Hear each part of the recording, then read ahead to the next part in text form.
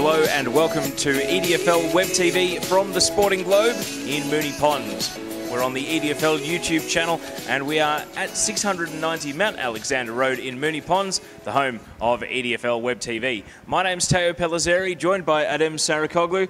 Adem, it's more like stubble 360 this week. It's not that we don't care, it's just when I got up this morning, 5 degrees, are you kidding me, trying to shave in that sort of weather? So I'd rather have unshaven face than cuts. And Adem, you've got a beard rocking at the moment, the sort of beard that might keep you warm on a cold EDFL weekend, which is exactly what we saw on Saturday. Yeah, it's kind of my trademark, Teo, but it might be gone soon, and I know the missus will be very pleased about that. So yeah, it's that time of year at the moment, and it's certainly having an effect on the field as well, because we've seen some pretty low-scoring results of late. Now, what was your biggest talking point out of the weekend? Of course, we're in the split round for Premier Division, so not too much news coming out of there, but what caught your eye maybe in Essendon for Division 1 or in Division 2? Yeah, it was the broadcast game that we went out to, Teo, out at Shaw Reserve, West Coburg and Tullamarine. Obviously, most people expecting this to be a grand final preview, but for mine, even though it wasn't necessarily a belting, West Coburg now are clearly the team to beat, and Tulla have some catching up to do. They controlled the game completely, West Coburg, especially when the conditions cleared up a little bit in the third quarter. The sun actually broke through on what was a very, very cold day, and they looked like the better team. They simply ran the ball better and looked a lot more efficient. And for mine right now, Tullamarine are a fair way back. I know Ash Manning told us in the post-game broadcast that perhaps he didn't quite reveal all of his cards, but I'm pretty sure Digny Morrell didn't either. So still very curious to see exactly what happens in September when these two meet. They will meet at least once, we know that, that's locked in.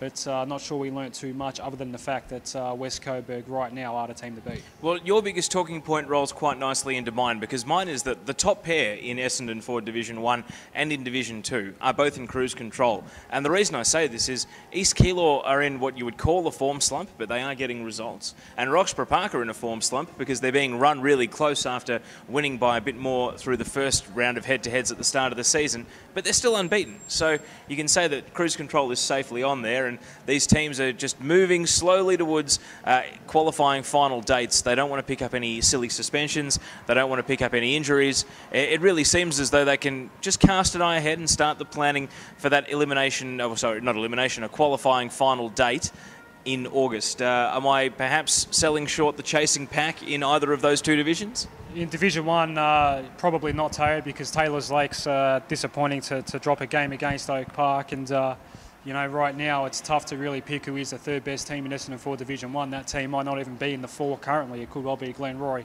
And in Division 2, well, I'm pretty sure your top 4 is probably about right. But, you know, that bottom 2 pairing, Jakarta and Coburg districts, look a fair way off as well at the moment. So you're probably on the mark there.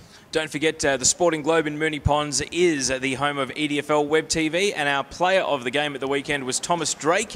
He wins a $40 voucher to spend right here at 690 Mount Alexander Road. And I tell you what, with some of the lunch deals here at Adem, we saw LeBron James return to the Cleveland Cavaliers during the week. And, well, if you've got the $40 voucher, if you want to come here for lunch, you get the burger, the chips, and either the beer or the soft drink. And you don't get one, not 2, but you get 3 in the space of a voucher. So a lot of incentive, and teammates of the player of the match prize winner, the first 2 in should go and tap the winner on the shoulder and say, hey, come down here to the Sporting Globe and get us the lunch, $12, pretty good value. So come down here to 690 Mount Alexander Road in Moonee Ponds and stay with us on the EDFL YouTube channel. We've got plenty more coming up from the Sporting Globe on Web TV. We'll look over the results from round 13/14, and we'll look ahead to what is promising to be a very big weekend of EDFL football. We'll be back with more. Just follow the links on your screen.